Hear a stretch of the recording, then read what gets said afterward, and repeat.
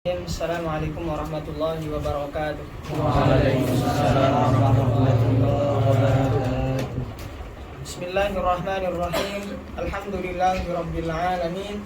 Wa bihi nasta'in ala umuri dunya waddin. Wassalatu wassalamu ala sayyidina Muhammadin wa ala alihi wa sahbihi ajma'in. Allahumma faqihna fid din wa 'allimna at-ta'wila ya fattah ya 'alim ya rahmanu ya rahim. Iftah lana futuhal 'arifin. Allahumma rzuqna fahman nabiyyin wa hifdzal mursalin wa ilhamal malaikatil muqarrabin. Amin amin ya rabbal alamin. Amin. Kalau yang mau merekam taruh di meja ya, jangan di bawah, nanti enggak keras suaranya. Oke. Alhamdulillah pada pertemuan sebelumnya kita telah selesai pada sebagian daripada muqaddimatul ilmi, yang mana di sana telah disebutkan sebagian daripada mabadi asyrah ya. Karena itu yang masyhur di telinga para thalibin ketika memulai suatu ilmu, maka dia harus memulai daripada mabadi asyrah. Walaupun menurut Syahli Gum'ah tidak terbatas pada 10 saja, tapi perlu ditambah satu, yaitu at-tarikh. Kok bisa muqaddimatul ilmi ini berubah-ubah di setiap zaman? Yang tadinya 3 jadi 10, kemudian jadi 11, karena memang kebutuhan yang sudah tidak lagi sama seperti para tulab di zaman lampau, di mana zaman sekarang para tulab itu membutuhkan banyak sekali adanya pengantar untuk masuk ke suatu ilmu ya. Bahkan kalau kita boleh katakan kasar, sebenarnya 11 itu pun masih kurang sebenarnya. Karena para tulab di zaman sekarang itu ketika masuk suatu ilmu sebenarnya perlu dikenalkan terlebih dahulu mustolah-mustolah yang perlu dia ketahui di setiap fan yang sedang atau akan dia pelajari gitu. Begitupun perlu dikenalkan bagaimana manhaj dalam belajar gitu. Mulai dari kitab apa, kemudian mengakhirinya dengan apa, kemudian bagaimana agar si thalib ini tidak terburu-buru dalam belajar, dan masih banyak lagi tentang pengantar dalam masuk suatu ilmu gitu. Tapi karena keterbatasan waktu, jadi kita cukupkan pada 10 pembahasan sebelumnya. Di dalam muqaddimah al-ilm yang 10, kemarin saya tinggalkan beberapa poin karena memang poin-poin berikutnya itu sudah bisa difahami tanpa ditulis, atau memang ketiganya memang sama. Seperti wadi di dalam ilmu ma'ani, ilmu bayan, dan ilmu badi'. Menurut pendapat yang rajih, ketiganya wadinya adalah Asy-Syaikh Abdul Qahir Al-Jurjani. Asy-Syaikh Abdul Qahir Al-Jurjani. Beliau memiliki 2 kitab luar biasa yang dijadikan rujukan oleh para ulama balaghiyin, yaitu Asrarul Balaghah wa Dalailul I'jaz. Asrarul Balaghah wa Dalailul I'jaz. Dulu pas saya maba itu kemarin ingat sekali diajak sama guru nahwu saya. Kalau kawan-kawan tahu Syekh Ustadz Hanif Buus. Dulu saya awal-awal itu nempel terus sama beliau karena pengen ngambil ilmu nahwu beliau. Pernah diajak makrid itu sama beliau, kemudian disuruh beli Asrarul Balaghah dengan Dalailul I'jaz. Karena waktu itu murah sekali. Asrarul Balaghah harganya 10 le, Dalailul I'jaz harganya 10 le. Kalau sekarang jangan ditanya lah harganya berapa. Yang jelas waktu itu murah sekali makrid itu. Baru sekarang sadar, ya Rob, maba udah beli Asrarul Balaghah ya. Tapi kata beliau dulu emang bilang, suatu saat kamu akan tahu pentingnya kitab ini. Saya nggak tahu waktu itu karena masih culun kan, masih cupu gitu ya. Si cupu baru di Mesir gitu ya, berapa bulan gitu. Cuma diberitahu beliau, nanti ada waktunya kamu akan merasa membutuhkan kitab ini, dan kitab ini sangat berharga. Benar kata beliau, kitab itu berharga sekali. Dijadikan rujukan dalam pemahaman balaghah. Tapi untuk sampai memahami Asrarul Balaghah dan Dalailul I'jaz, ternyata nggak semudah yang kita kira gitu ya. Karena saya sendiri baca sulitnya minta ampun gitu ya. Mencar-mencar gitu loh, bahasanya turos sekali dan perlu akal yang sedang konsentrasi dan lagi nyala gitu ya. Nah itu proses. Nah itu salah satu bentuk karya daripada Syekh Abdul Qahir Al-Jurjani yang dijadikan rujukan oleh ulama-ulama setelahnya. Oke. perjalanan ilmu balaghah dari awal sampai sekarang itu melalui dinamika yang lika-liku. Di mana pada awalnya ilmu balaghah itu salah satu ilmu yang tidak kena perhatian dengan baik oleh para ulama. Di mana kala itu ilmu nahwu, ilmu sharf sudah tersusun gitu. Baru 2 abad setelahnya ilmu balaghah itu baru mendapatkan perhatian. Karena pada awal-awal masa keislaman, ilmu balaghah itu sifatnya terpencar-pencar di kitab-kitab lain. Ada di kitab tafsir, ada di kitab lughah, ada di kitab dan seterusnya gitu. Paling banyak adalah di kitab tafsir. Kenapa? Karena untuk memahami Al-Qur'an tanpa ilmu balaghah muhal sekali. Bahkan itu menjadi komponen yang paling penting dalam memahami Al-Qur'an, ilmu balaghah. Maka kala itu karena ilmu balaghah ini tidak mendapatkan perhatian dengan baik, Syekh Abdul Qahir Al-Jurjani memiliki ide untuk mulai menyusun rapi kaidah-kaidah ilmu balaghah. Ya kala itu rapi. Kalau sekarang kita baca kaidahnya ya kita berpikir ulang lagi gitu ya. Karena akal kita berbeda dengan akal orang-orang pada zaman itu. Kemudian setelahnya datang juga ada Al-Imam Al-Jahid. Kawan-kawan yang belajar lughah di dalam materi adab ya, sastra bahasa Arab, pasti akan sering menjumpai Al-Imam Al-Jahid. Ada nggak orang lughah di sini? Ada. Siapa? Hah? Siapa anak lughah? Ada satu orang. Oh, ada, ya. Yang tarbiyah juga ada. Al-Imam Al-Jahid. Beliau punya kitab apa? Al-Bayanu wa Tabyin. Yang mana di dalam salah satu pembahasannya mengkhususkan pembahasan bayan. Jadi sudah mulai muncul ketika Syekh Abdul Qahir Al-Jurjani memulai memodifikasi ilmu dengan baik, kemudian muncul ada Syekh Al-Imam Al-Jahid, Al-Imam Al-Mudakkik Al-Jahid. Beliau punya kitab Al-Bayanu, apa tadi saya bilangnya? Al-Bayan wa Tabyin. Al-Bayan wa Tabyin. Kemudian setelah itu muncul juga Al-Imam Abu Hilal Al-Askari. Beliau punya 2 kitab ternama yang dinamakan sebagai As-Sina'atain. As-Sina'atain. Al-Imam Abu Hilal Al-Askari itu muncul setelah Al-Imam Al-Mudakkik Al-Jahid, Imam Jahid. Beliau punya kitab Sina'atain tadi, Abu Hilal Al-Askari. Sina'atain di sini terdiri dari 2, yaitu Sina'atus Si'ri dan Sina'atun Nasri. Oke, Sina'atus Si'ri dan Sina'atun Nasri. Kemudian setelah itu muncul adanya Al-Imam As-Sakkaki. Al-Imam As-Sakkaki. Beliau salah satu ulama yang punya fikrah untuk merapikan lebih merapikan lagi ilmu balaghah di dalam kitabnya yang bernama Miftahul Ulum. Miftahul Ulum. Yang kemudian kitab beliau ini ditalkhis atau diringkas oleh Al-Imam Al-Khatib Al-Qazwini. Al-Imam Al-Khatib Al-Qazwini. Yang mana kitabnya kita kenal sebagai Talkhisul Miftah, artinya talkhis Miftahil Ulum gitu ya. Kemudian diringkas jadi Talkhisul Miftah gitu ya. Kemudian dari Talkhisul Miftah muncul 2 ulama yang selalu bersitegang pada zamannya, yaitu Al-Imam Sa'duddin At-Taftazani dan Al-Imam As-Sayyid Asy-Syarif Al-Jurjani ya. Beliau berdua mensyarah daripada kitab Talkhisul Miftah gitu ya. Yang mana Al-Imam At-Taftazani beliau mensyarah tanpa memberikan nama kitabnya, tanpa memberikan nama syarahnya namanya apa.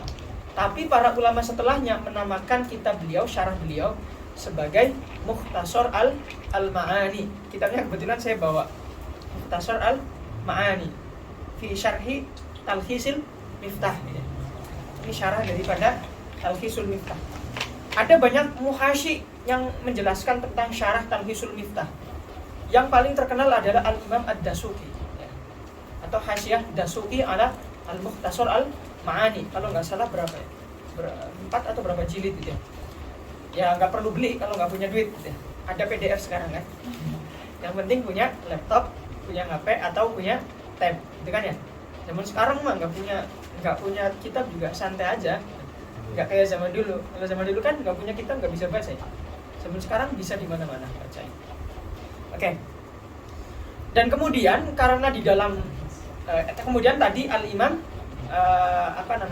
As-Said Asy-Syarif Al-Jurjani, kemudian beliau mensyarah kitab Talkhisul Miftah di dalam karangannya yang bernama Al-Mutawwal.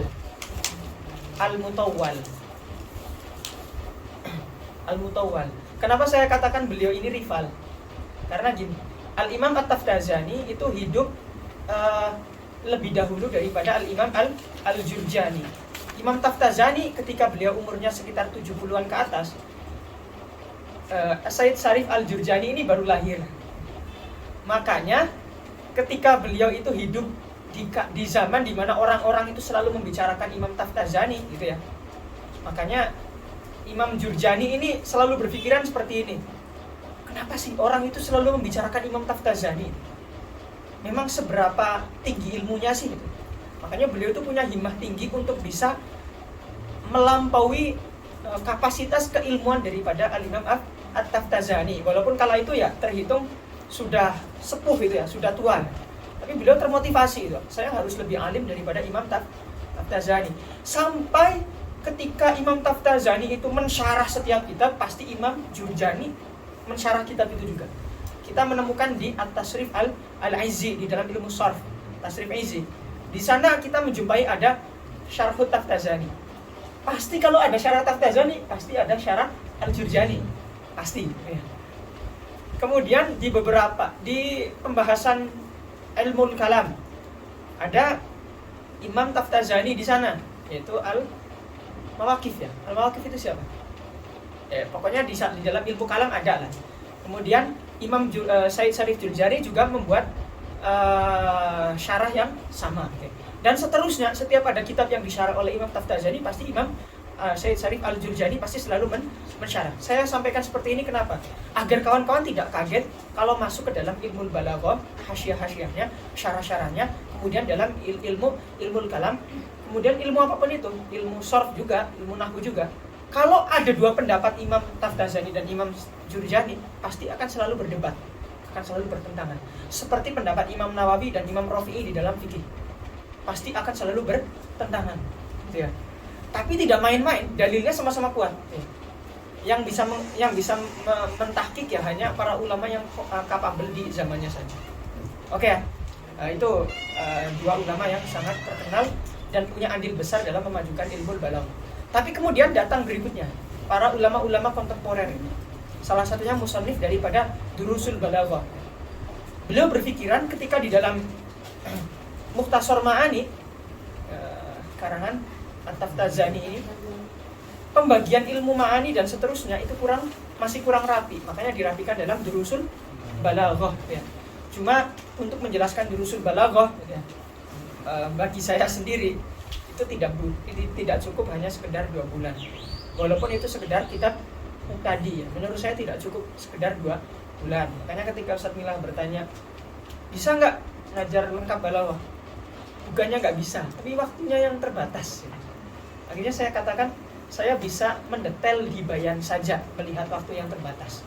Tapi tidak menafikan saya akan menjelaskan ma'ani dan badi sekilas saja, agar kawan-kawan tidak asing dengan mustalahat, itu saja. Tapi selebihnya saya akan mendetail di pembahasan ilmu bayan di dalam Tuhfatul Ikhwan. Makanya dalam pertemuan kali ini kita akan memulai dengan muqaddimatul kitab. Kemarin kita memulai dengan muqaddimatul ilmi. Sekarang kita memulai dengan muqaddimatul kitab. Apa perbedaan muqaddimatul ilmi dengan muqaddimatul kitab? Muqaddimah ilmu ya, muqaddimah ilmu adalah dzikru syai'i, ya kan? Dzikru syai'i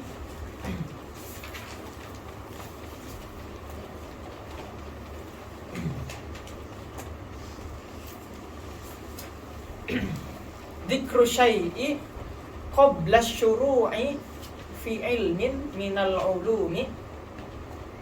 Dzikru syai'i qabla syuru'i fi ilmin minal ulumi. Ini muqaddimatul ilmi ya.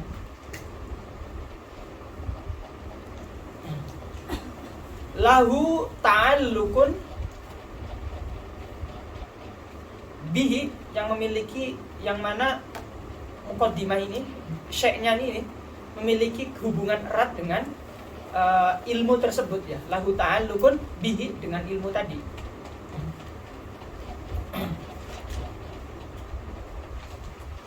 Wala apa namanya? Dan tidak wala yufiduhu katsiran fi mabahisi. Wala yufiduhu katsiran fi mabahisi. Dan syekh ini tidak berpengaruh banyak terhadap pembahasan di dalam ilmu yang sedang kita bahas. Artinya hanya sekedar pengantar saja. Selebihnya setelahnya tidak akan banyak dibahas dan hanya berkaitan saja, tapi tidak mendukung pembahasan yang ada di dalam ilmu tersebut. Kalau muqaddimatul kitab, dzikru syai'i, tadi saya bilang apa awalnya? Dzikru syai'i qabla. Kalau sekarang dzikru syai'i fi mabda'i ilmin minal ulumi, fi mabda'i ilmin minal ulumi lahu ta'alluqun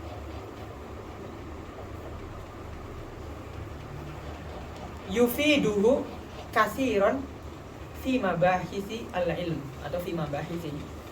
Yufiduhu katsiran fi mabahisi. Artinya muqaddimatul kitab ini menyebutkan sesuatu di awal pembahasan ilmu yang mana dia punya keterkaitan. Berarti sampai titik ini masih sama ya dengan muqaddimatul ilmi. Sama-sama punya keterkaitan. Bedanya apa? Kalau muqaddimatul ilmi itu mendukung pembahasan yang akan dibahas dalam ilmu tersebut. Kalau muqaddimatul ilmi tidak mendukung ya. Tapi kalau muqaddimatul kitab itu mendukung. Oke, mafhum ya? Oke. Dan di dalam ilmu balaghah, muqaddimah yang perlu dimulai, yang perlu dikenalkan kepada para tulab, yaitu tentang al-fasahah wal balaghah. Al-fasahah wal balaghah.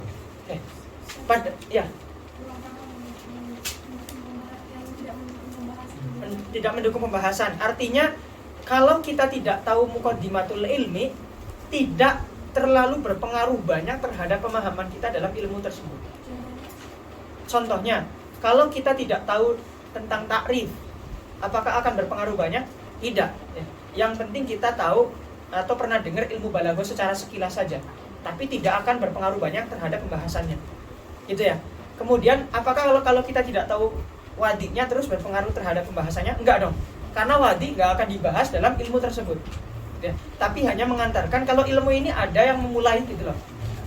Beda dengan muqaddimatul kitab. Kalau kita nggak tahu fasahah, kalau kita nggak tahu al-balaghah, takrif balaghah secara umum, maksudnya balaghah di sini adalah balaghah yang menjadi muqaddimah di dalam ilmu balaghah. Bedakan ya. Bedakan balaghah yang menjadi fan dan balaghah yang menjadi muqaddimah dalam ilmu al-balaghah. Yang kita bahas adalah balaghah yang menjadi muqaddimah daripada ilmu al-balaghah. Nah, kalau kita nggak tahu fasahah dan nggak tahu balaghah, kita nggak akan tahu fan balaghah itu sendiri, nggak akan. Ya, kita akan tahu nanti seberapa erat pentingnya. Oke, sekarang orang Arab ketika mengucapkan sesuatu, langkah pertama yang akan dia lakukan adalah bagaimana apa yang dia ucapkan ini agar bisa sesuai dengan kaidah bahasa Arab. Oke. Kaidah bahasa Arab secara umum terbagi menjadi dua. Ada yang qawaid an-nahwiyah dan ada yang qawaid as-sarfiyah. Oke. Artinya, qawaid as-sarfiyah itu membahas tentang pembentukan kalimat. Sedangkan qawaid nahwiyah membahas tentang bagaimana kalimat-kalimat ini disusun agar bisa sesuai dengan asal peletakannya, asal wadoknya. Berarti kalau ingin membuat jumlah ismiyah, ingin menghukumi seseorang menggunakan jumlah ismiyah, berarti menggunakan mubtada dan khobar. Mubtada nanti i'rabnya rafa, khobar i'rabnya rafa. Itu berarti dari segi kaidah nahwiyah gitu ya. Nah, langkah seseorang hanya sekedar menyusun kalam dari segi kaidah nahwiyah, kemudian kaidah sorfiyah, ini belum tentu dikatakan sebagai kalam yang fasih. Belum tentu juga dikatakan sebagai kalam yang baligh. Oke. Karena suatu kalam dikatakan fasih itu kalau kita melihat dari segi zahir lafadznya, dia sudah sesuai dengan syarat-syarat yang sudah ditentukan, yaitu apa? Salamatuhu an tanafur al-huruf Kemudian habis itu apa? Mukhalafatul ya. Setelah itu apa? Al-ghorobah. Akan kita bahas setelahnya. Maka sekarang kita mengetahui bahwasannya majal atau wilayah pembahasan daripada fasohah, suatu kalam dikatakan fasohah, itu melihat dari lafaznya. Melihat daripada lafaznya. Oke ya. Itu kalau misal tadi yang saya contohkan adalah fasohah yang di dalam kalimat gitu ya. Karena semuanya berkaitan dengan bagaimana kaidahnya gitu ya. Kaidah nahwunya terpenuhi enggak gitu ya. Kaidah sorofnya terpenuhi enggak gitu ya. Kemudian ini maknanya perlu dicari di kamus enggak gitu ya. Nah, hal-hal itu seperti itu semua kan sifatnya adalah lafziyah. Sesuatu yang bisa kita lihat secara lafaz. Berarti di sini wilayah daripada fasohah itu di dalam lafaz. Wilayah fasohah di dalam lafaz. Sedangkan nanti kalau ada suatu kalimat yang sudah memenuhi standar sorof, oke ya, berarti perubahannya sesuai dengan standar sorof. Kemudian disusun nih jadi suatu kalam yang mana kalamnya sudah sesuai dengan kaidah nahwiyah, gitu ya. Kemudian setelah itu si mutakallim ingin menyesuaikan kalam ini dengan keadaan mukhatab yang sedang ada. Maka ketersinambungan antara satu kalimat dengan yang lain yang nanti akan disesuaikan dengan keadaan. Oke. Kalau dia sampai pada titik di mana mukhatab bisa memahami dengan baik, maka kalamnya dikatakan kalamun balihun. Kalamnya sudah sampai. Balih itu maknanya apa? Balih itu kan maknanya adalah al-wusul walintiha, ya kan? Nanti akan kita bahas al-wusul walintiha. Oke ya. Berarti di sini majal balaghah di sisi mana? Majal balaghah itu dari segi makna. Kalau lafaznya sudah terpenuhi, maka baru kita lihat maknanya tersampaikan enggak, itu namanya balaghah. Sesuai dengan keadaan enggak, itu namanya sudah baligh. Berarti kesimpulannya apa? Kesimpulannya kullu balighin, ya kan? Kullu balighin fasihun wala al-aks. Dan tidak sebaliknya. Setiap orang yang sudah tersifati dengan baligh, sudah bisa menyampaikan makna sesuai dengan keadaannya, sudah memenuhi syarat dan seterusnya, pasti kalamnya juga sudah fasih. Karena baligh itu muncul setelah kalam yang sudah fasih, gitu ya. Kalam yang sudah sesuai dengan kaidah nahwu, sorof, tidak asing di telinga orang, gitu ya. Dan tidak sulit ketika diucapkan, gitu ya. Maka kalau kalamnya sudah fasih, kemudian muncul adanya balaghah. Kalau kalamnya sudah baligh, pasti kalamnya juga sudah fasih. Tapi kalam yang fasih belum tentu sudah baligh, belum tentu maknanya sudah tersampaikan sesuai dengan keadaan si mukhatab dengan baik. Oke ya, berarti majal fasohah di mana? Majal fasohah di dalam lafaz, majal balaghah di dalam makna. Oke, kenapa kita katakan penting?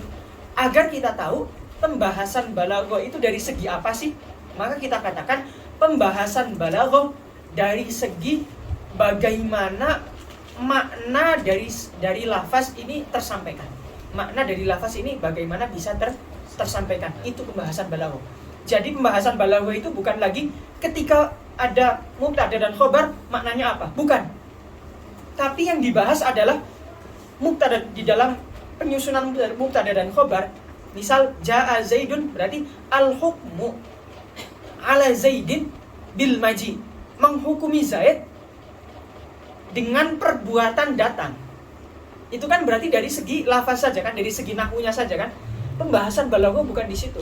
Pembahasan balaghah dia datangnya sudah benar-benar datang, atau sekiranya akan datang, atau memang dia hanya berjanji nanti beberapa waktu lagi akan datang. Oke, berarti pembahasan balaghah adalah fi amrin zaid ba'da tarkib. Pembahasan balaghah adalah fi amrin zaid ba'da tarkib, yaitu pembahasan dalam hal yang muncul setelah suatu kalimat itu disusun. Itu pembahasan balaghah. Bukan lagi dalam pembahasan ini mubtada dan khobar, bukan. Tapi misal dikatakan inna Zaidun qaimun, berarti maknanya adalah Zaid orang yang berdiri. Berarti dari segi ini maknanya adalah al-hukmu, ya kan? Zaidun qaimun, al-hukmu bi anna Zaidan al-hukmu ala Zaidin bil qiyam. Al-hukmu ala Zaidin bil qiyam. Berarti maksudnya adalah menghukumi Zaid dengan perbuatan berdiri. Itu kan dari segi nahwu dan sorfnya. Tapi yang dibahas balaghah bukan segi itunya, tapi ya dari segi apa? Dari segi coba si mutakallim ini ngomong dalam keadaan seperti apa? Mukhatabnya butuh seperti apa? Oh ternyata mukhatabnya lagi ngobrol biasa. Ya kalau ngobrol biasa berarti cukup dong mengabari dengan mengatakan Zaidun qaimun saja. Berarti kalamnya sudah balik atau belum? Sudah. Berarti kan di sini penyesuaian kita terhadap keadaan itu kan amrun zaid. Ya kan? Sesuatu yang baru datang. Tambahan saja kan? Bukan sesuatu yang ada di dalam tarkib. Nggak ada kan ya? Nggak ada. Kemudian, oh ternyata si mukhatabnya ini orang yang lagi memperjelas, yang lagi agak bingung, kepo gitu ya. Zaid udah datang belum sih? Ya. Makanya dikatakan, Zaid udah berdiri belum sih? Jangan Zaid udah berdiri ya. Zaid udah datang belum sih? Gitu ya. Maka ketika si orang yang mengatakan seperti ini harus menjawab menggunakan apa? Inna Zaidan layaji.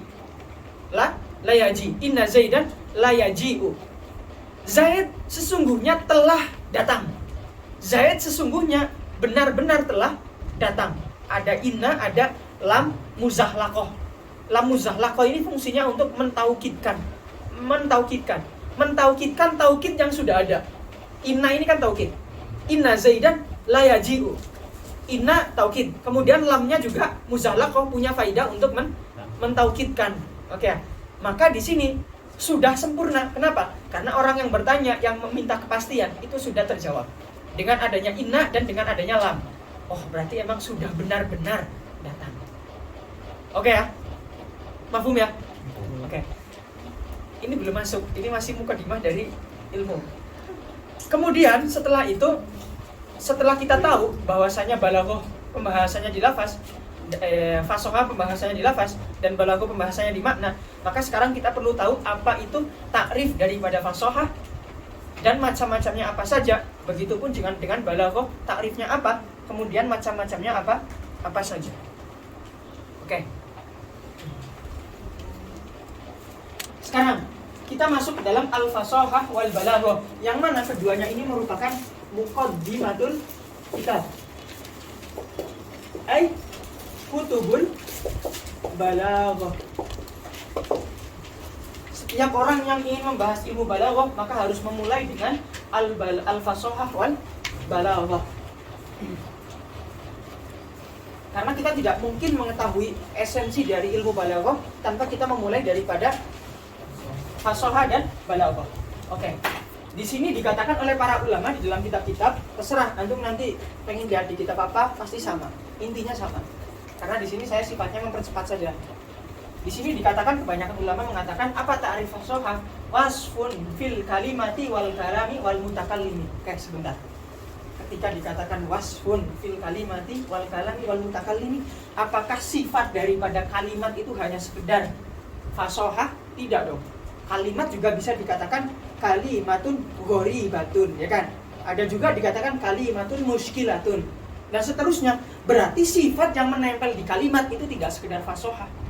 Begitupun ketika kalam dikatakan kalamun, maka sifatnya tidak sekedar fasihun, tidak sekedar itu. Ada kalanya kalamun mufidun, ya. Ada kalanya kalamun dan seterusnya. Pokoknya masih banyak sifat itu.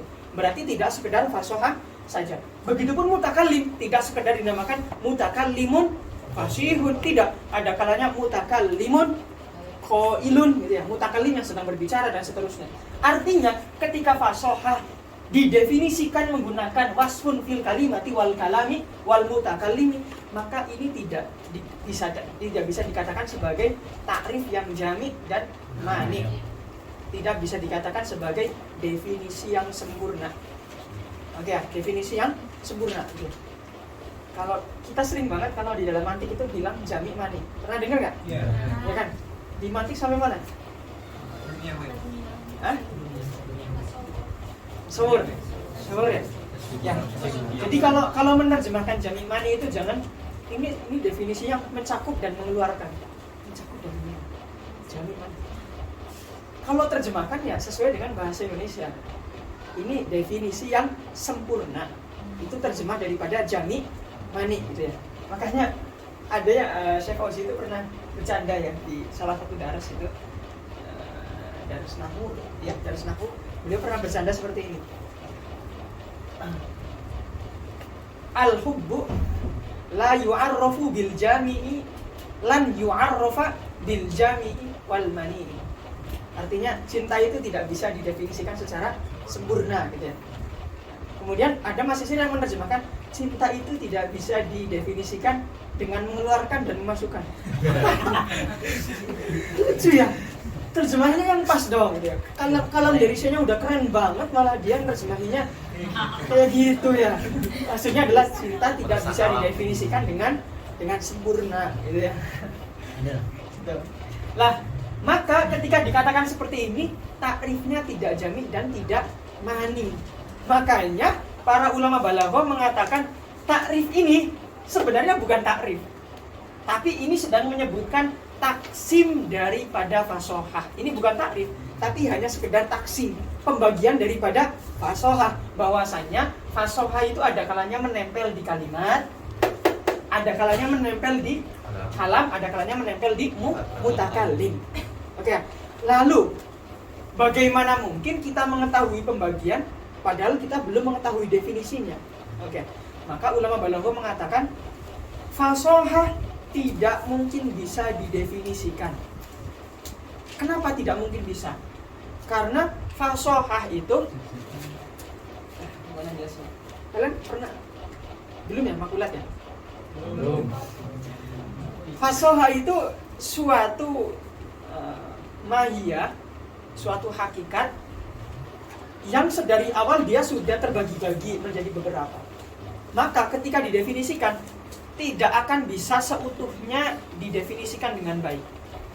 Jadi ada sesuatu yang tidak bisa didefinisikan dengan baik, yaitu suatu esensi dari pembahasan yang memang dari awal sudah terbagi-bagi. Artinya di sini berupa sesuatu yang tidak berdiri dengan sendirinya, tapi memang fasohah ini esensi yang menempel di banyak hal dan tidak bisa ditakrifkan dengan sendirinya. Maka karena dia bagian daripada esensi yang sudah terbagi-bagi dari awal, gitu ya, maka dia tidak bisa didefinisikan, tapi hanya bisa diinformasikan dengan bahasa pendekatan saja. Wasfun ini adalah sebuah sifat, gitu ya. Itu saja. Sampai titik situ saja, tidak bisa didefinisikan dengan jami dan mani. Gitu ya. Maknanya adalah wasfun fil kalimati wal kalami wal mutakallimi. Sampai titik itu saja. Lalu, tapi kan kita melihat manusia, al-insan bisa didefinisikan dengan hayawanun natik, di mana esensi daripada hayawanun natik ini juga sudah sedari awal sudah terpecah-pecah, ya kan? Berupa apa? Berupa berupa kita semua di sini kan berbeda-beda ya, tapi esensinya kan satu. Apakah kita tidak bisa mengatakan, misal al kalimah al fasihah, kemudian al kalam al fasih dan seterusnya? Apakah kita tidak bisa mengatakan di dalam kalam, di dalam kalimat ini sama-sama ada fasih? Apakah seperti itu? Tidak bisa mengatakan, karena hayawanun natik di dalam Zaid, di dalam Khalid, di dalam Amr itu sifatnya esensial di dalam diri seseorang dan tidak bisa berpindah-pindah karena dia bagian daripada jauhar. Jauhar itu apa? Jauhar itu kalau misalnya kawan-kawan melihat papan tulis, saya bocorin pembahasan jauhar dan arot itu dalam makulat. Kawan-kawan akan membutuhkan makulat kalau ingin masuk ke dalam ilmu kalam. Jauhar itu apa? Jauhar itu gini. Esensi dari papan tulis apa? Itunya kan triplek ya? Tahu triplek nggak? Iya, triplek lah itu. Triplek ya? Ini triplek nih, esensinya triplek. Adapun warna putih, kemudian warna apa? Warna putih lah, ini putih dong. Warna putih dan warna hitam yang diberi spidol, itu namanya arot. Arot itu apa? Arot itu sesuatu yang baru datang, yakrib, sesuatu yang baru datang. anyar teko gitu kan ya kalau bahasa Jawanya ya. Ya'rid itu kan sesuatu yang baru datang. Kenapa dikatakan baru datang? Coba antum bakar papan tulis ini. Esensi papan tulisnya masih ada nggak? Masih, itu namanya jauhar. Tapi warna putihnya masih ada nggak? Enggak, itu namanya arad. Bisa berpindah-pindah sewaktu-waktu. Paham? Itu bahasa pendekatan aja saya ya. Karena saya nggak bisa membahas detail, karena kawan-kawan belum belajar, jadi saya membahas itu hanya ketika dibutuhkan saja. Oke, sekarang, sedangkan sifat fasih atau sifat fasohah di dalam kalimat dan kalam, sifatnya berubah-ubah, tidak menempel secara langgeng, tidak menempel abadan selamanya, tidak. Tapi ada kalanya berpindah-pindah. Kapan? Ketika kalamnya tidak fasih, ya dia tidak bisa disifati dengan fasohah. Maka di sini tidak bisa disamakan dengan perihal tadi hayawan natik di dalam Zaid, Khalid dan Amr. Ya. Karena di sini sifatnya adalah berupa sesuatu yang menempel dan bisa berubah-ubah, bisa berpindah-pindah. Sedangkan hayawan natik di dalam Amr, Khalid selamanya harus menempel. Karena itu bagian dari esensial daripada diri manusia. Kalau Zaid tidak ada hayawan natik dalam dirinya, maka dia akan jadi batu, ya kan? Akan jadi batu. Kan? Karena dikatakan hayawan kan berarti dia harus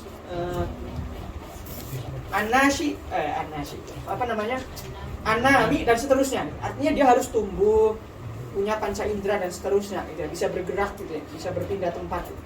Kalau dia sudah tidak punya sifat kehayawanan, dia jadi tumbuhan dong. Kalau dia sudah nggak punya nautikia atau sifat cara berpikir, gitu ya, maka dia jadi batu loh, ya kan? Nah, oke ya, berat nggak bahasan saya? Lumayan mikir. Oke, maka kita tidak bisa mendefinisikan fasohah yang sekedar dia itu bukan esensial yang bisa menempel secara langgeng di dalam suatu benda.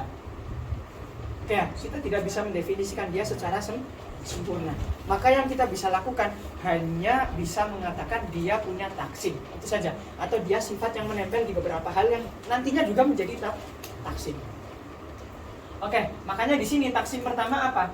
Fasohatul kalimati. Takrifnya apa? Takrifnya adalah salamatuha, ai salamatul kalimah min tanafuril hurufi wa mukhalafatil qiyasi wal ghurabah. Tanafur itu kerancuan huruf-hurufnya.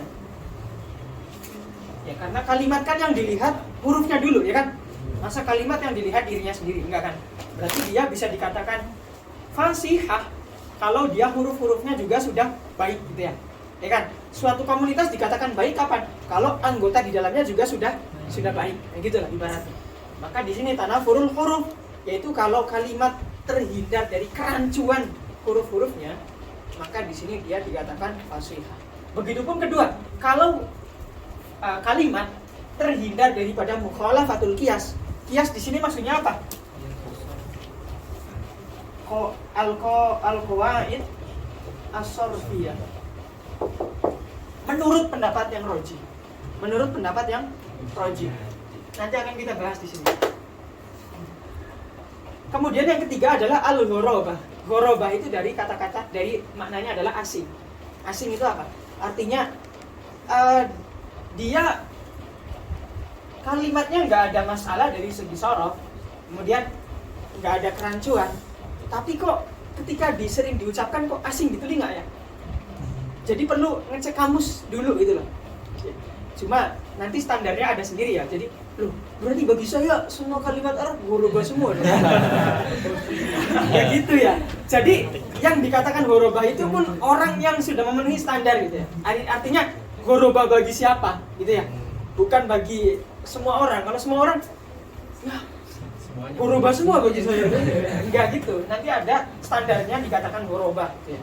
Oke, maka di sini dikatakan suatu kalimat dikatakan fasihah kalau sudah terhindar dari tiga hal ini. Oke, ini bagian fasohatul kalimat, bagian yang pertama. Oke, kemudian terlebih dahulu sebelum kita masuk pembahasan dari setiap tiga hal ini, kita lihat dalam kalimat itu ada apa saja. di dalam suatu kalimat seperti apa? Seperti qaimun. Antum lihat apa saja di sini? Ini udah ada. Ada apa saja? Madah. Madah itu apa? Hurufnya. Berarti di sini ada qaf, alif, hamzah, dan mim. Kemudian ada surah. Surah itu apa? Sirah. Berarti apa? Berarti dia bentuknya adalah fa'ilun. Iya. Surahnya atau wazannya nanti surahnya menggunakan surah wazan fa'ilun. Ya. Kemudian ada ad-dalalah. Ad-dalalah itu dari segi apa? Artinya kalau penyusunannya kemudian formulanya atau bentuknya ini sudah ada, pasti ada makna yang ingin disampaikan kan ya? Nah, itu namanya makna atau dalalah. Oke. Dalam satu kalimat tidak lebih dari 3 hal itu. Pasti harus ada 3 hal itu. Yang pertama adalah penyusunnya apa? Kemudian bentuknya seperti apa nih surah kalimatnya. Kemudian makna yang ingin disampaikan atau yang ingin diwakili oleh lafaz itu makna seperti apa? Itu saja. Oke. Maka di sini ketika kalimat dinamakan fasihah atau disifati dengan fasihah, maka dia harus dikatakan ketiga hal ini harus sehat. Sehat itu kan selamat gitu ya. Dia 3 hal ini, pembentuknya, surahnya, maknanya, semuanya harus selamat. Selamat dari apa? Dari hal-hal yang membuat mereka menjadi tidak fasih ya. Berarti yang pertama, dari segi madah, maka dia harus selamat daripada tanafur al-huruf. Oke. Dari segi surah, berarti dia harus selamat dari apa?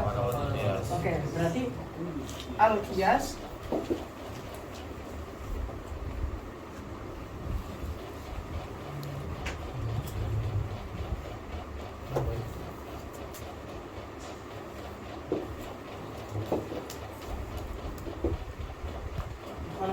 Berarti dari segi makna dia harus seperti apa? Dia harus terhindar dari al-ghorobah. Sekalipun penyusunnya bagus, sudah sehat semua, tapi ternyata bagi si sami sulit untuk difahami, ya maka dia tetap nanti tidak dikatakan fasihah. Oke, bisa difahami sampai titik ini? Bisa ya? Oke, silakan dicerna dulu. Dicerna sambil dicatat. Kalau bisa, kalau mau nyatet tadi yang saya sampaikan, bisa ditangkap nggak? Atau kecepatan? Hah? Bisa ditangkap nggak? Atau kecepatan? Kecepatan? Ya. Ustaz, kita masih 3G, Ustaz. Apa? Masih 3G. Oh, masih 3G. 3G tuh? Antum udah 4G. Merah. 4G plus. Berat nggak nih? Hah? Berat nggak? Atau perlu saya turunin? Turunin? Tadinya makurat. Itu kawan-kawan nggak perlu tahu. Maksudnya yang penting kawan-kawan paham yang apa saya sampaikan. Kalau saya bilang sekedar menyinggung, ya udah kawan-kawan cukup tahu sampai situ saja. Kalau nanti pengen tahu lebih detail, belajar di makulatnya. Mungkin ini speednya lebih di turunin. Speed.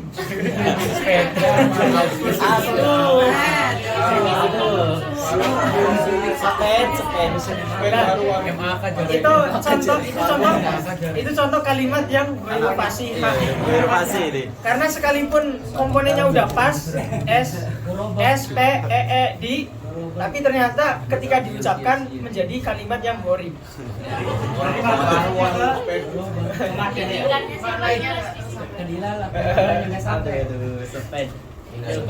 Ya, karena maknanya nggak tersampaikan. Dalala ya. Ya, dalala.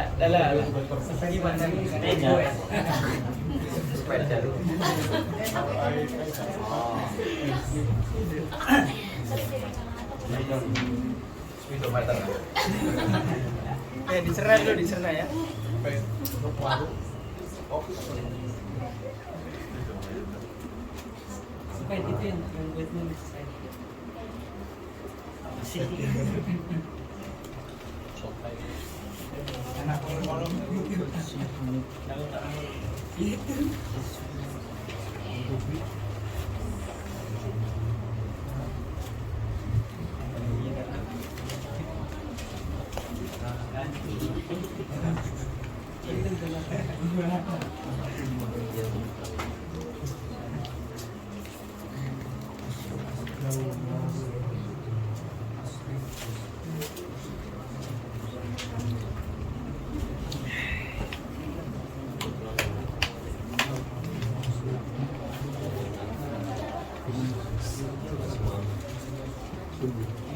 Sini lagi.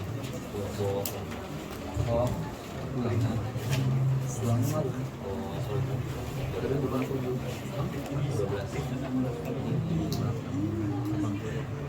Bukan lupa ada. Saya lupa ini. Bawa mereka. Gue yang nanya.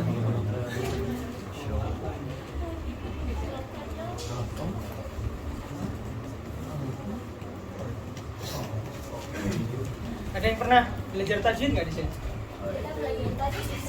Belajar tajwid, mantap. Berarti saya singgung tajwid banyak. Hah? Berarti saya singgung tajwid banyak nih di pembahasan tanah urut. Ada Irfan.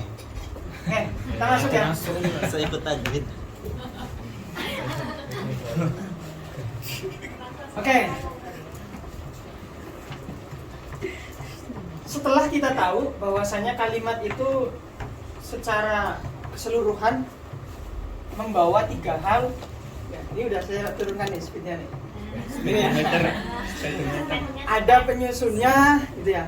Kemudian ada bentuknya, kemudian ada makna yang ingin disampaikan.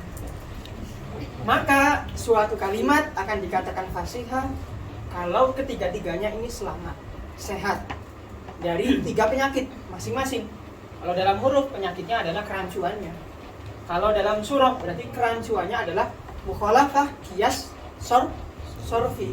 Kalau dalam dalalah berarti dari segi maknanya ini asing enggak, gitu ya. Ketika disampaikan kepada orang Arab, tapi tidak orang Arab yang zaman dahulu ya standarnya. Ya, dan orang yang sudah punya zauq. Nantilah. Oke, sekarang kalau tadi kita mengatakan bahwasannya fasohah di sini di dalam kalimat harus memenuhi 3 hal ini, maka sekarang kita masuk ke dalam masing-masing taksimnya terlebih dahulu.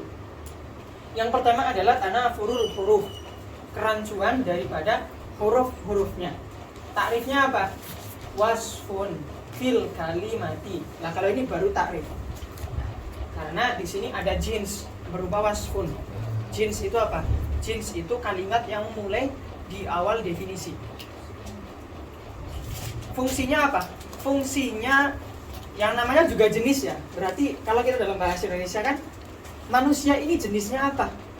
Manusia itu jenisnya makhluk hidup yang bergerak gitu, atau yang kita kenal sebagai hayawan.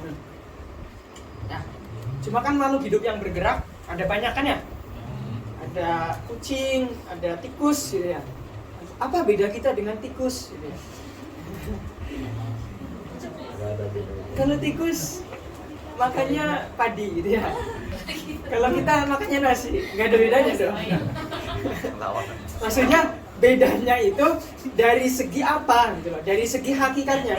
Kalau tikus itu nggak bisa memahami ilmu sorof, nggak bisa. Tikus disuruh overthinking nggak bisa. Tikus Tom and Jerry. Oke, tapi kalau manusia bisa berpikir, buktinya apa? Manusia bisa bangun rumah dengan rapi, dengan teknik yang canggih. Mana ada tikus bangun rumah dengan bulldozer? Hancurin bikin Nggak ada. Ya kan, kecuali di anime aja. Ya, maka di sini perbedaan antara kita dengan tikus dari segi natikiyah. Natikiyah itu apa? Berpikirnya. Kita bisa berpikir dengan baik, mereka tidak. Buktinya kalau mereka bisa berpikir, ya mereka bisa membangun rumah dengan baik, membangun jalan tol, terus membangun pasar gitu. Ya. Makanya mereka tidak punya sifat natikiyah, cara berpikir sehat. Oke. Kemudian di dalam tanafurul huruf takrifnya adalah yang pertama wasfun. Karena ini bagian daripada sifat kan ya, yang ada di dalam kalimat. Ini berarti jenis tanafurul huruf itu apa jenisnya? Jenisnya adalah dia adalah sifat di dalam kalimat. Cuma kan sifat dalam kalimat ada banyak, ya nggak? Ada banyak. Ada sifat yang biasa saja, ada sifat yang memberatkan, ada sifat yang tidak berpengaruh gitu ya.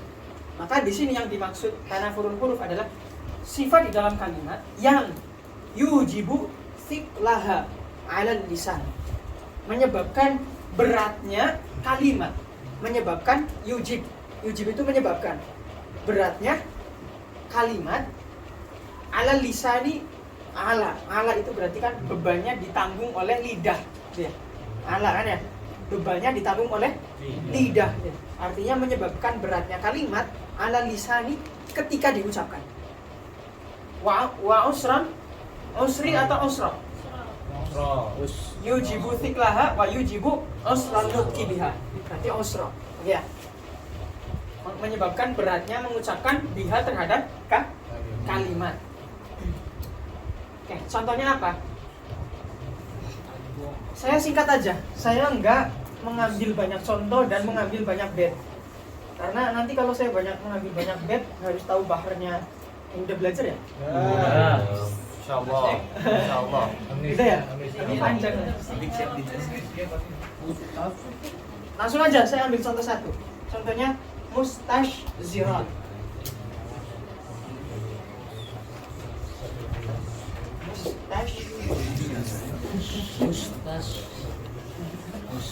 Ada yang bisa ngomong mustashzirat dengan cepat nggak?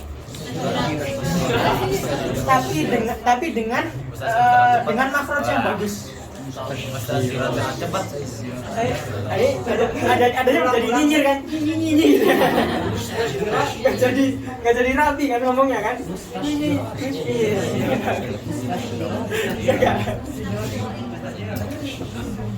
Nah, ini dinamakan sebagai tanafurul huruf. Oke. Lalu, kalau ini dikatakan rancu dalam huruf-hurufnya, barometernya di mana? Dikatakan rancu. Barometernya di mana? Di sini ada khilaf antara para ulama, terbagi menjadi 3 kelompok. Yang pertama mengatakan barometer suatu kalimat dikatakan rancu huruf-hurufnya berdasarkan dzaukun salimun. Dzaukun salimun. Itu yang pertama ya.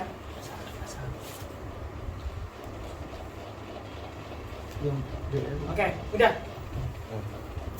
Kemudian yang kedua, ada yang mengatakan, sebagian lagi mengatakan barometernya adalah awsaful huruf, sifat-sifat huruf.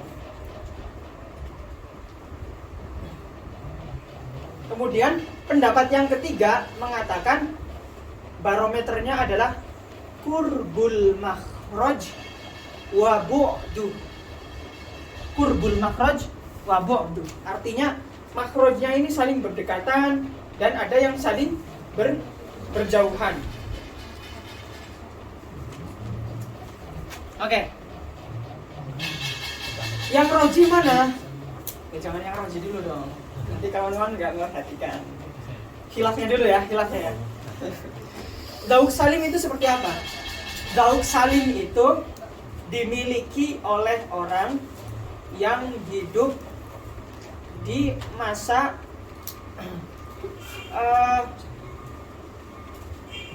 dia pernah hidup di jahiliyah dan pernah merasakan di masa Islam. Dia pernah hidup di masa jahiliyah dan pernah merasakan di masa Islam. Apa kalau istilah bahasa di dalam ilmu bahasa itu, sejarah bahasa? Mukhadram atau apa ya? Sebelum muwaladun. Siapa yang lugu di sini?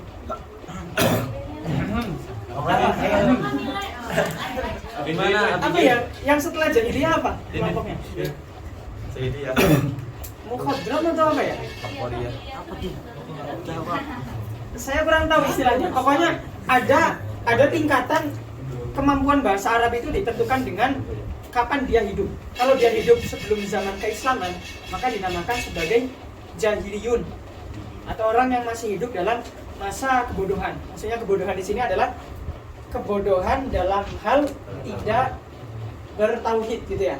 Dalam tidak bertauhid dan masih mudah dipengaruhi oleh ajaran-ajaran patung gitu ya. Kemudian setelah itu datang masa Khodrom atau apa, saya lupa bahasanya. Khodrom itu apa? Yang orang yang pernah menjalani masa jahiliyah dan pernah hidup di masa Islam, seperti para sahabat itu ya, Sayyidina Umar dan seterusnya gitu ya. Kan pernah hidup ketika Nabi belum diutus, ya kan? Dan juga hidup setelahnya kan. Ada juga orang-orang muwaladun. Muwaladun itu apa? Orang-orang yang sudah tidak menjumpai masa jahiliyah sama sekali. Jadi hidupnya langsung ke masa Islam. Itu pendapat pertama, yang mengatakan dauk salimnya itu dikategorikan dalam khusus untuk orang yang hidup sebelum zaman muwaladun. Sebelum zaman muwaladun. Oke. Tapi pendapat lain ada yang mengatakan orang yang bisa memiliki dauk salim itu dilihat dari dua sisi. Pertama, dilihat dari segi tempat. Dilihat dari segi tempat.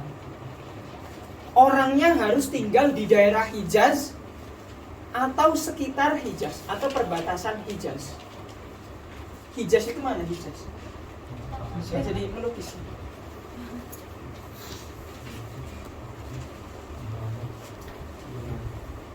Keren sih. Lagi kasih aja. Ini ya. Bersama sama dia nih. Oke, Mekah sini ya. Madinah sini ya. Itu Pak. Kayaknya. Hijaz itu daerah sini. Pantai, sebelum pantai sampai sebelum Yaman. Dan tidak sampai ke tengah, kemudian sampai ke Tabuk. Oke. Nah, pendapat kedua tadi mengatakan dari segi tempat orangnya harus tinggal di daerah sini atau perbatasannya. Perbatasan ya dekat-dekat sini lah. Ini dari segi tempat. Kalau dari segi zaman dilihat dari dua sisi. Kalau dia tinggal di pedesaan, maka orangnya batasnya dia adalah hidup sebelum tahun 400 Hijriah. Hidup sebelum tahun 400 Hijriah. Kalau dia ada di pedesaan. Kalau dia ada di perkotaan, maka dia harus hidup sebelum tahun 150 Hijriah. Sebelum tahun 150 Hijriah. Oke ya, saya ulangi. Dauk salim tadi ada dua pendapat. Ada yang mengatakan dilihat daripada pembagian zaman orang Arab. Jadi orangnya harus hidup sebelum masa muwaladun. Jadi dia pernah mengalami masa jahiliyah. Pendapat kedua, jangan se-ekstrim itu dong, ya. Kita perlu meluaskan lagi gitu ya. Biar Imam Syafi'i masuk, kemudian yang lain-lain juga masuk, ya, Imam Malik dan seterusnya. Maka di sini untuk memasukkan ada pendapat kedua yang mengatakan pendapat kedua dilihat dari dua hal. Yang pertama dilihat dari tempat. Dilihat dari tempat, orangnya harus tinggal di Hijaz atau sekitar Hijaz. Dilihat dari waktu, ada kalanya 150, ada kalanya 400 Hijriah. Sebelum itu ya. 150 kalau di mana? Kalau di perkotaan, karena sudah tercampur. Ya kan? 400 Hijriah kapan? Kalau ada di pedesaan, karena masih murni gitu ya. Makanya Imam Syafi'i terbilang kalam-kalamnya itu menjadi istidlal. Kenapa? Karena sekalipun beliau itu hidup setelah 150, tapi beliau belajarnya di pedesaan. Paham ya? Ya. Oke. Maka dauk salim di sini tadi mencakup dua pendapat tadi ya, khilaf. Ada pendapat lain terakhir yang paling toleran. Jangan sempit banget lah, masa sampai Imam Syafi'i aja. Nah, setelah itu ada banyak ulama besar yang secara bahasa sudah menguasai banyak, yang udah alim dalam bahasa Arab gitu. Makanya kategori yang ketiga pendapatnya mengatakan apa? Daud Salim ini ada pada orang yang sudah banyak dalam mumarosah bahasa Arab. Mumarosah itu apa? Pokoknya sudah pro banget lah bahasa Arabnya, nggak nob lagi gitu ya. Pokoknya udah pro banget lah bahasa Arabnya, itu udah bagus banget lah gitu. Nah maka di sini masuk ulama-ulama yang hidup setelahnya yang kemampuan bahasa Arabnya itu luar biasa. Ya, itu Daud Salim. Makanya dikatakan di sana Daud Salim, Daud yang masih sehat. Kalau kita, nah kita siapa gitu ya dikatakan sehat? Orang kita juga bukan orang Arab gitu ya. Dan ditambah lagi bukan orang Arab, terus bahasanya juga setengah-setengah gitu ya. Beda sama Imam Sibawayh.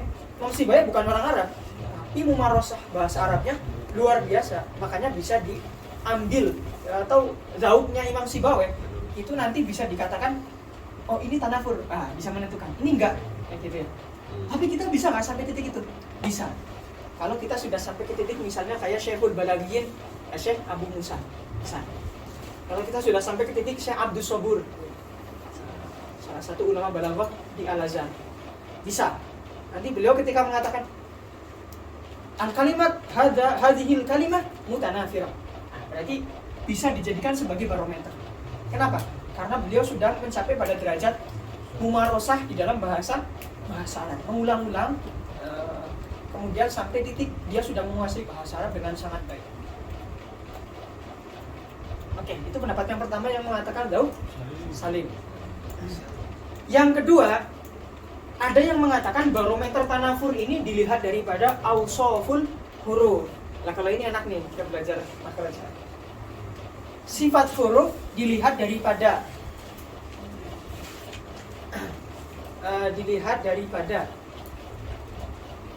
mahmus atau tidaknya terbagi menjadi berapa? Ada hamzahnya atau tidaknya jadi berapa?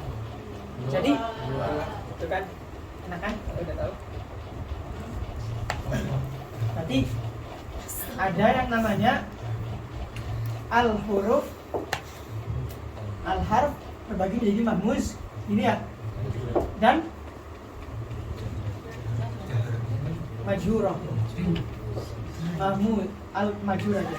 Al-majhur dan al-majhur. Mahmuz apa aja? Keluarin dong kita.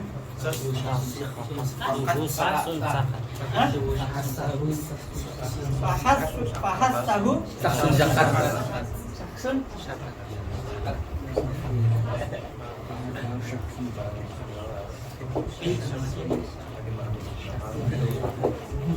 Majhurah berarti selainnya ya. Iya, selainnya. Kemudian huruf dilihat daripada dia itu syiddah, rokok, dan mutawasid terbagi jadi berapa? Tiga. Udah disebutin. Hah? Udah disebutin. Oh iya, berarti ada dari syiddah dan rokok gitu ya. Ada tiga harusnya gitu. Yang pertama, syadid, apa saja? Ajib kotor bakat Ajib, kotor, bakat.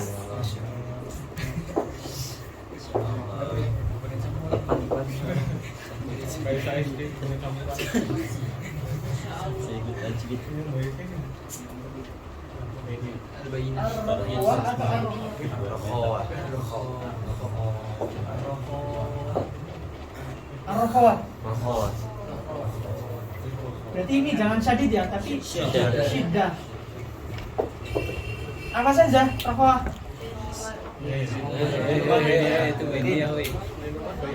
Apa? Sisanya. Berarti mutawasid dulu ya. Mutawasid apa aja? Apa?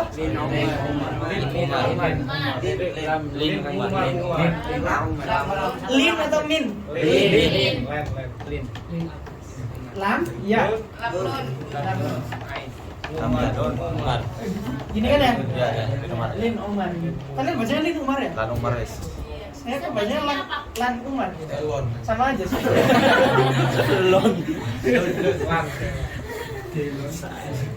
Oke ya, paham ya? Terus ini ya, berarti ini. Oh iya, ini lah ya. Ya. Ghairuhuma atau ghairuha bisa dibalik. Oke, sekarang kita lihat. Kok bisa ini dikatakan mutanafirah kalimatnya? Kalau dilihat daripada awsafun huruf. Sekarang kita lihat. Memang dari kalimat mustajirat, titik mana yang bikin berat? Yaitu di ta, shin, dan zai. Sekarang kita analisa. Untuk ta ini sifatnya apa? Mahmus dan dua sifat ini. Mahmus dan syiddah. Wa Syiddah. syiddah. Terus shin, mahmus dan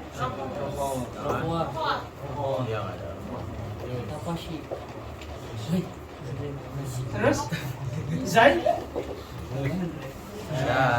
apa? Majhur.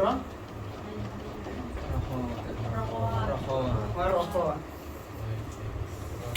Sisi untuk kalian udah belajar tauhid, udah belajar tajwid. Kalau belum belajar coba. Saya paling cuma bilang apa? Cuma bilang pokoknya di sini sifat-sifatnya jauh gitu ya. Dan seterusnya, gitu kan ya. Cuma udah belajar ya udah, saya perincikan dikit. Mustashzirat. Oke. Pertama, ta dengan sin perbedaannya di sisi apa? Ta dengan sin perbedaannya di sini ya. Ini berbeda ya. Oke. Kemudian sin dengan zai berbedanya dari segi apa? Mahmus. Majhuro dan di sini ya. Oke. Berarti huruf shin ini di antara dua huruf yang punya sisi perbedaan dengan dia dari segi dua sifat ini. Yang pertama, shin ini berbeda dengan ta dari segi rokhawah. Kemudian ternyata dia juga dipertemukan setelahnya dengan huruf yang berbeda dari segi sifat majhurohnya. Berarti dia sekarang berada di antara dua hal yang tidak menerima dia. Tidak sih ya. Gitu kan ya? Tidak terima lingkungan. Mana nih? Tidak diterima di mana-mana. Oke. Makanya karena dia berada di keadaan seperti ini, dia dikatakan berat ketika diucapkan.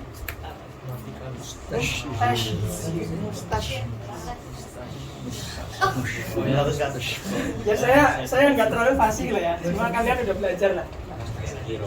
Oke ya, itu pendapat yang kedua. Kemudian pendapat yang ketiga mengatakan bu'dul makhraj wa qurbul makhraj. Bu'dul makhraj dan qurbul makhraj.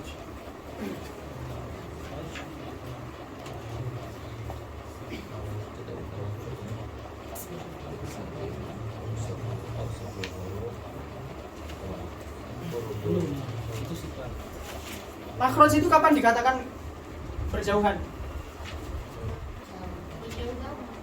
Hah? Kalau saya coba ini di dalam Quran. Di dalam Quran itu ada yang makhrajnya berjauhan. Ada yang berjauhan dan ada yang berdekatan. Alam ahad ilaikum. Hah?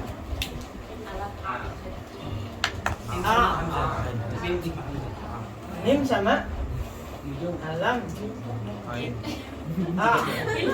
Tiga. Di mana? Mim sama Hamzah. Mim sama Hamzah. Alam aku. Hamzah ain ha. Mim. Dia maknanya dia. Sini enggak? Ya. Atau sama Hamzah? Iya. Tiga-tiganya. Oke ya. Sama-sama halki. Berarti di sini dia dari segi makhraj ketiga-tiganya berkumpul dalam satu tempat dan berturut-turut. Semuanya halki. Bukan ya? Maka di sini berarti dia dikatakan al-huruf al-mutanafirah, ya. Dan dilihat dari segi apa? Kalau di sini contohnya yang qurbul makhraj. yang kurbul makhraj. Oke ya, berdekatan dan berturut-turut. Oke ya, berarti ada 3 tadi ya kategorinya ya.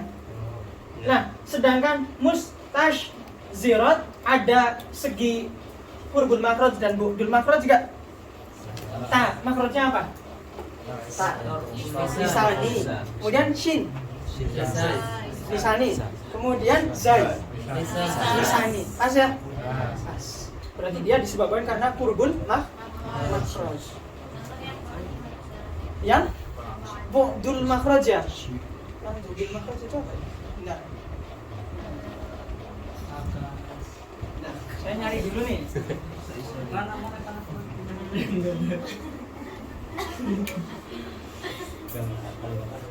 Bu'dul makhraj. Atau tuh ada yang mau mencontohkan? Masih ingat nggak di tajwid? Yang bu'dul makhraj. Saya udah lama nggak belajar. Man, yuk yang baru kemarin. Saya terakhir belajar itu di pondok dulu. Barometer. Masih ingat nggak yang di pagi-pagi tuh? Iya. Aduh. Yang bawa kayu itu loh. Alat lempar. Ada yang masih ingat? Nggak ada. Ya udah kalau nggak ada ya nggak apa-apa. Ini kita hanya menyinggung sebentar saja kan. Nanti detailnya di tajwid lah. Oke, sekarang kalau memang suatu kalimat dikatakan hurufnya mutanafirah, itu dilihat daripada sifat atau dilihat daripada makhraj, ternyata kita menjumpai ada banyak di dalam Al-Quran. Berarti nanti konsekuensinya apa? Tidak fasih. Gitu kan? Makanya 2 pendapat yang terakhir itu dilemahkan. Yang ausoful huruf dan kurbul makhraj, kurbul makhraj itu dilemahkan. Ternyata kita bahas tadi yang lemah. Yang roji mana? Yang roji adalah zaukun salim. Yang roji itu zaukun salim. Dengan khilaf-khilaf yang berbeda, tapi bolehlah kita mengambil yang paling toleran agar para ulama yang hidup di zaman kita juga bisa masuk. Kalau nggak masuk nanti siapa yang menentukan ini kalimat fasih atau enggaknya? Kan bingung kan? Sedangkan yang ulama-ulama udah pada wafat semua. Oke, silakan dicerna dulu.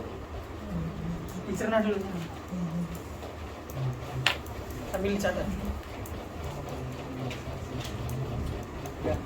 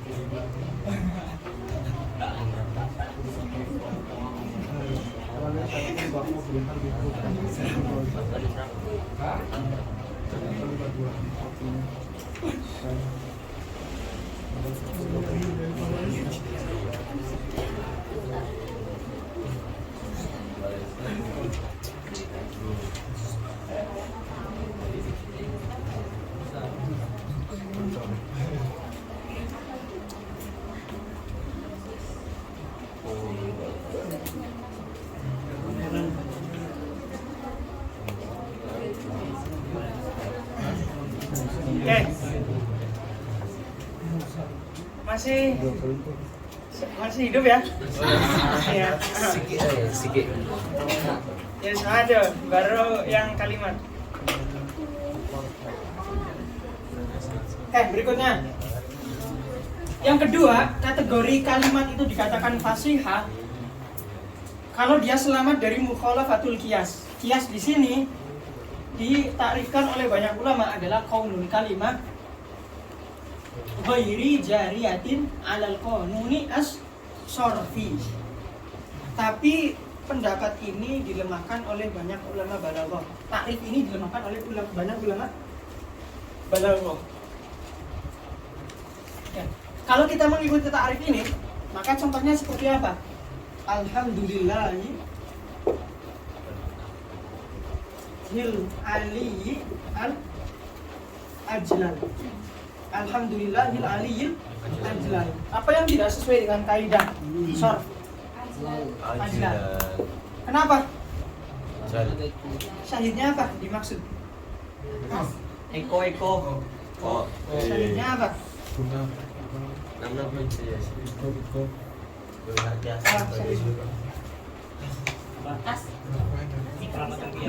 Lupa. Wadhim limit lainah biya zaidu kufa fakun wasamihil mudha'afa. Artinya kalau ada kalimat ya di dalam kalimat tersebut ada huruf yang sama nih, ya kan? Maka wadhim limit lain, maka idghamkanlah mislai tadi. Nahwiya zaidu kufa. Seperti kafa ya kufu gitu ya. Dia kan mudgham kan ya? Karena ada dua fa di situ. Ini pun juga sama, ada dua lam. Harusnya dibaca apa? Alhamdulillahil aliyyil ajalli. Harusnya gitu. Tapi malah dibacanya Alhamdulillahil aliyyil ajlal. Maka dia tidak sesuai dengan qanun as-sarf. Cuma kita menjumpai dalam kalimat-kalimat yang fasihah, ternyata banyak ulama-ulama lama tetap mengatakan kalimat tersebut sebagai fasihah walaupun tidak sesuai dengan kaidah sharh. Walaupun tidak sesuai dengan kaidah sharh. Contohnya apa? Contohnya seperti masjid. Ya benar, boleh. Contohnya seperti masjid. Kemudian maghrib. Ini enggak? Dalam ilmu sharh dia dikatakan sebagai syadz. Ya kan? Karena dia tidak sesuai dengan kata simuz zamani wal makani min mudhari'in illa bi kasriha ya bin. Ya kan? Kada di sini kan merujuk kepada mimit tulasi in yakun min ajwafi. Ajwaf, ya kan? Artinya masdar mimi yang sulasi kalau dia berasal dari bina ajwaf sohi atau bina salim, maksudnya sini salim kan ya? Au mudha'afi. Ata kamaf alin, harusnya pakai maf'al kan? Ya kan? Ata kamaf alin bi fathatain. Wa syadda minhuma bi kasril ain. Kalau ada yang kasrah berarti dia syadz. Kemudian kadza simu zaman, begitu juga isim zaman dan isim makan yang berasal daripada min ajwafi sohihina wa muzina mudha'afi. Maka di sini kalau kita mengikuti qiyas di dalam sharaf harusnya masjadun. Makanya dia dikatakan syadz. Kenapa? Di anak syadz itu ada banyak takrif. Di sini salah satu takrif daripada syadz adalah yukhaliful qiyas. Yukhalifu al-qiyas. Walaupun dia dikatakan syadz karena yukhaliful qiyas as-sarfi, tapi menurut para ulama yang memiliki gauk salim, kalimat ini dikatakan fasihah. La tanafura fiha. Tidak ada tanafur di dalamnya. Maka ulama yang mendefinisikan qaulul kalimati ghairi jariyatin 'alal qanuni as-sarfi hanya tasamuhan saja untuk mempermudah mubtadi. Tapi sebenarnya lebih dari itu, tidak sekedar melihat sarf saja. Tapi memang keberadaan ini mukhalafah qiyas itu tidak melihat qiyas sarfi, tapi melihat lebih ke qiyas isti'mali, qiyas penggunaan. Ini wajar digunakan enggak? Wajar digunakan enggak perubahan seperti ini? Misal, kalimat seperti masjadun jadi masjidun Wajar nggak kalau ada perubahan yang tadinya masjid jadi masjid? Ternyata wajar. Kenapa? Karena ada banyak kalimat yang tidak dibaca masjidun, yang mana kiasnya harusnya masjidun atau maf'alun. Maka di sini pendapat yang rajih, maksud daripada kiasi di situ adalah al-qawaid al-isti'maliyah atau al-qiyas al-isti'mali, bukan al-qiyas as-sorfi. Ya. Karena saya nganggap kawan-kawan bukan lagi mubtadi yang baru kenal nahwu shorof, ya. Artinya sudah harus sedikit maju dikit lah, gitu ya. Maju dikit. Ya, bisa difahami ya. Oke. Sekarang kita masuk ke pembahasan berikutnya, yaitu salamatul kalimah minal ghorobah, daripada ghorobah. Ghorobah ini apa? Keasingan. Artinya kaunul kalimati ghaira. Tadi saya bacanya ghaira. Kaunul kalimati ghaira dhahiratil makna. Keberadaan kalimat maknanya ini tidak zahir, artinya tidak bisa difahami secara zahir. Harus melihat merujuk kepada kamus atau kepada orang yang mengetahui bahasa Arab. Itu maksud daripada ghairu atau ghaira zahiratil makna. Harus merujuk ke kamus atau merujuk ke orang yang tahu bahasa Arab. Oke. Lalu ghorobah di sini berarti barometernya apa? Barometernya adalah ghorobah bagi siapa? Ghorobahnya bagi mereka yang sudah sering mumarosah dengan bahasa Arab. Bukan bagi kita. Kalau bagi kita tadi semuanya akan ghorobah. Kok saya baca ini kalimatnya nggak ada yang fasih ya di kitab ini ya? Kenapa? Karena al-kalimat fiha ghoribatun kulluha. Karena semuanya ghoribah menurut dia ya. Tapi bukan itu yang dikatakan ghorobah menurut istilah balaghah. Karena kita sedang membahas ghorobah yang sudah menjadi istilah. Maka di sini barometernya adalah mumarosah kita. Ya, bagi orang yang sudah mumarosah kita, yang punya dauk salim tadi sama. Oke, contohnya apa? Yang ghaira zahiratil makna. Contohnya adalah misal kayak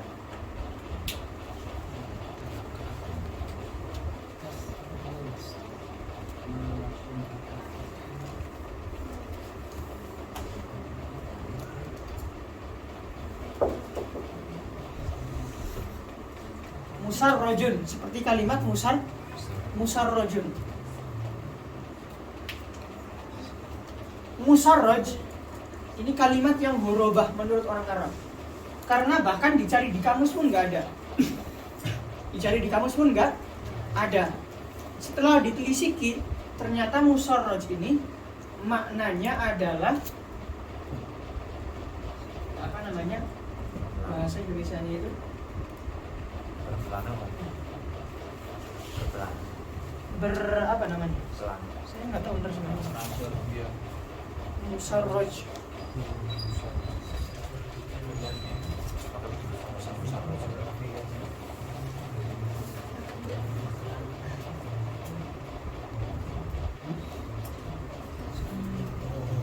Benar, di kamu sudah ada benar.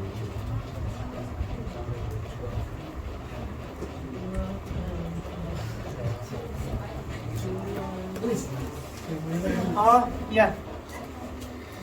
Ternyata maknanya adalah dia diambil daripada as-siraj. Ya. As-suyuf as-sirajiyah. As-suyuf as-sirajiyah. Maknanya apa? Sirajiyah. Sarung pedang. Gitu. Pedang yang berkilau ya. Pedang yang berkilau. Makanya di sini dikatakan musarraj berarti yang sesuatu yang berkilau, sesuatu yang berkilau. Dan ini sangat gurib sekali. La ya'lamuha illa alimun fil lughah. Ya, karena sulit banget nyari asalnya.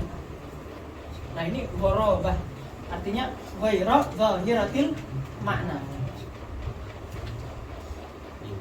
Dan setelah ditelusuri, ternyata musarraj ini juga tidak sesuai dengan kaidah shorf. Ya kan? Tidak sesuai dengan kaidah shorf. Kenapa? Karena isim maf'ul daripada fa'ala yufa'ilu, ya enggak? Fa'alun musarrajun. Di sana faidahnya apa saja? Satu. Hah? Li? Ya, dua. Sayyurura, tiga. Taksir, empat.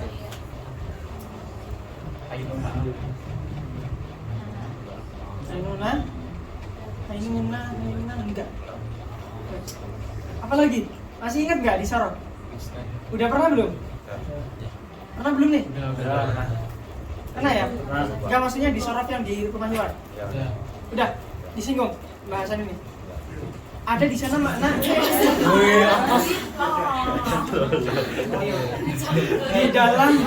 di dalam wazan fa'ala itu ada makna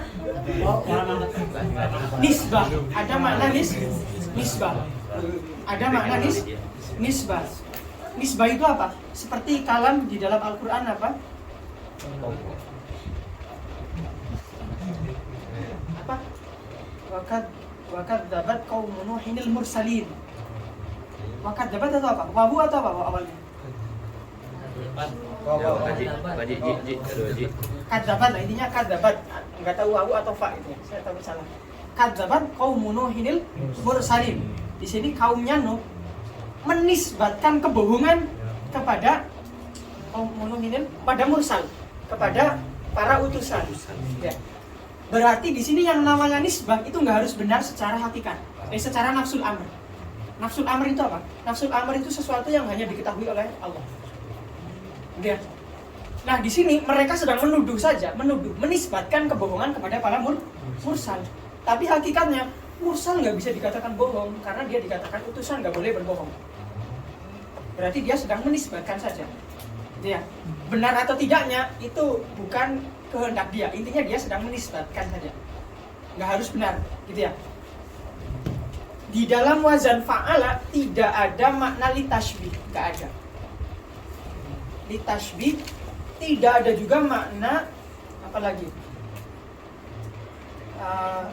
Tashbih nggak ada ya, di dalam fa'ala nggak ada. Atau idharuma yukhaliful waqi juga nggak ada. Padahal di sini maksud daripada musarraj adalah sesuatu yang disifati seakan-akan seperti pedang yang mengkilau. Misal kita katakan apa? Misal kita katakan misbahun musarrajun. Berarti lampunya, lampu yang berkilau seperti kilauannya pedang yang mengkilau.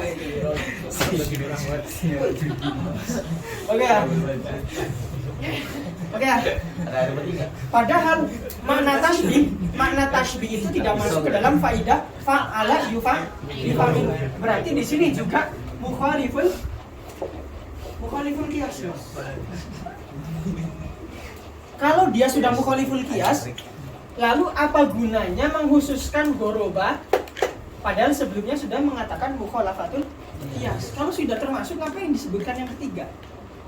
Maka kita katakan hubungan antara mukhalafatul qiyas dan ghorobah itu hubungannya umum wa khusus min wajhi. Udah belum? Sikit-sikit ya. Artinya ada kalanya keduanya bertemu. Contohnya apa? Ini. Ada kalanya satu kalimat dikatakan sebagai dia yukhaliful qiyas dan juga dikatakan sebagai gharib. Ada kalanya juga masing-masing ini mukhaliful qiyas saja, ini gharib saja. Itu namanya nisbahnya adalah umum wa khusus min wajhin. Jadi satu sisi saja. Oke ya, paham ya? Maka tetap dibutuhkan. Biar yang nanti yang ghorobah saja dia tidak mukhalafatul qiyas juga dimasukkan ke dalam dimasukkan ke dalam takrif. Oke ya, paham ya? Berarti tiga-tiganya harus masuk ke dalam takrif di dalam tanafur al-huruf. Oke. Itu syarat daripada suatu kalimat dinamakan mutanafirah. Sekarang jam berapa? 6 lebih? Sikit lagi. Ini nggak boleh terputus nih. Kalau udah bahas tanawurul kalimat, harus ke full taklif. Sampai bawah. Hah? Sampai bawah. Bawah ini belum masuk tanawurul kalimat sama sekali. Harus hapus lagi. Kemudian ke full taklif, kemudian ke taklif. Yang sampai sih. Oke ya, itu dulu lah ya.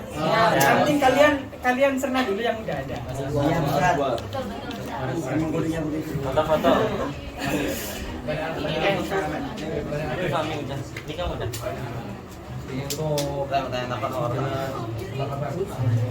Saya sarankan kawan-kawan yang punya rezeki lebih, belilah kitab-kitab balaghah.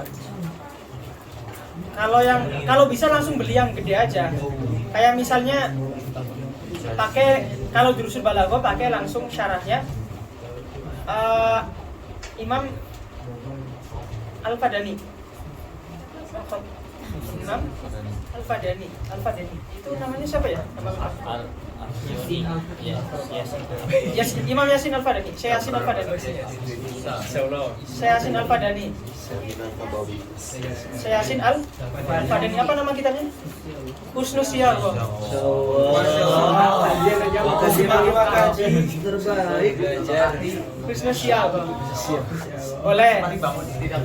Tapi Husnus Siyagha akan melatih kawan-kawan dalam memahami kitab saja, tidak melatih kawan-kawan dalam cara berpikir. Kalau pengen melatih kawan-kawan dalam cara berpikir, langsung ke hasyiahnya, Hasyiah Dasuki ala Mukhtasaril Ma'ani. Apalagi ya? Itu sih yang muktamad. Itu kalau ilmu balaghah secara umum. Atau kalau belum siap beli hasyiah, ya beli kayak saya lah, beli Mukhtasar Ma'aninya atau Mutawalnya, punya Mutawalnya punya Jurjani ya. Mutawal itu juga punya Taftazani ternyata. Iya kayaknya Taftazani juga. Nanti ya yang Jurjani saya lupa kitabnya namanya. Oke. Kalau kawan-kawan baca hasyiah nanti akan melatih cara berpikir. Jadi apa sih yang diperdebatkan ulama? Ulama kerjaannya apa sih gitu loh. Di situ loh. Jadi tahu gitu loh. Kerjaan ulama itu sebegitu pentingnya para ulama gitu loh. Kenapa membahas fasoha? Agar mereka bisa membela kalau Al-Quran itu fasih semuanya. Agar membuktikan kalam Al-Quran ini ada sisi i'jazul Quran. Di situ yang ingin dibuktikan itu. Indah gitu. Dan bisa menaklukkan siapapun yang ingin menantang. Itu doang. Jadi mereka sibuk-sibuk itu untuk membela Al-Quran saja. Oke ya. Jadi nanti di murojaah, kalau ternyata kecepatan, nanti pertemuan depan saya lebih perlambat dan saya lebih peringan lagi.